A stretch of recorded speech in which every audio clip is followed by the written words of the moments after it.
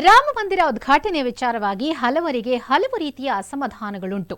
ಅರ್ಧಂಬರ್ಧ ದೇವಸ್ಥಾನದ ಉದ್ಘಾಟನೆ ಮಾಡ್ತಿರುವುದು ಲೋಕಸಭೆಯ ಚುನಾವಣೆಯ ದೃಷ್ಟಿಯಿಂದ ಎನ್ನುವುದು ಹಲವು ಬಿಜೆಪಿ ವಿರೋಧಿಗಳ ಆರೋಪ.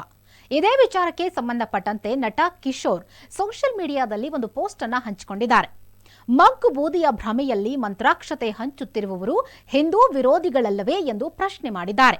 ದೇಶದ ಸಮಸ್ಯೆಗಳನ್ನ ಮರೆಮಾಚಿ ಅರ್ಧಂಬರ್ಧ ದೇವಸ್ಥಾನದ ಉದ್ಘಾಟನೆ ಮಾಡಿ ವೋಟು ಹಾಕಿ ಎನ್ನುತ್ತಿರುವ ಅಂಥ ಭಕ್ತರು ಹಿಂದೂ ವಿರೋಧಿಗಳಲ್ಲವೇ ಎಂದು ಜಾಡಿಸಿದ್ದಾರೆ.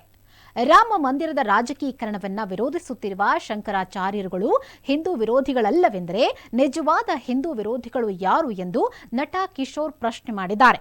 ಈ ಅಯೋಗ್ಯ ರಾಜಕಾರಣಿಗಳಿಗೆ ರಾಮ ಬರೀ ರಾಜಕೀಯ ಲಾಭಕ್ಕಾಗಿಯೇ, ಇವಾಗ ವ್ಯಾಪಾರದ ಸರಕು ಅಷ್ಟೇ.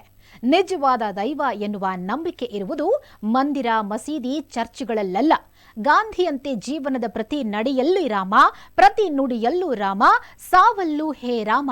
ಈ ಡೋಂಗಿಗಳಿಗೆ ಎಂದಾದರೂ ಸಾಧ್ಯವೇ? ಎಷ್ಟೇ ಆಗಲಿ ಗಾಂಧಿಯನ್ನ ಕೊಂದವರಲ್ಲವೇ ಎಂದು ತಮ್ಮ ಪೋಸ್ಟ್ ಅನ್ನ ಮುಗಿಸಿದ್ದಾರೆ.